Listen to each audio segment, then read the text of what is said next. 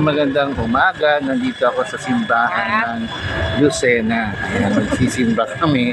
Kaya lang, biglang, oops, bawal pala ang nakashort. Sinabihan ako ng bantay na next time po, huwag kayo mag-short. Next time po, huwag po kayo mag-short. Akala ko, huwag munang papasok kasi may susunod na misa kasi naglalabasan ang mga tao. Yung pala, next time po, huwag kayong mag-short.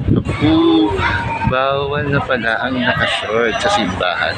Pasensya na po, hindi ko alam. Ayan, naku, bawal pala. Hindi ko naman alam. Pero next time, dapat hindi pala nakashort. Pinapasok pa rin naman ako. Ayan, pero next time, bawal pala ang nakashort. Oops, tanda natin, bawal ang nakashort. Saan ka mag-CR? Bumili kami ng sampalita.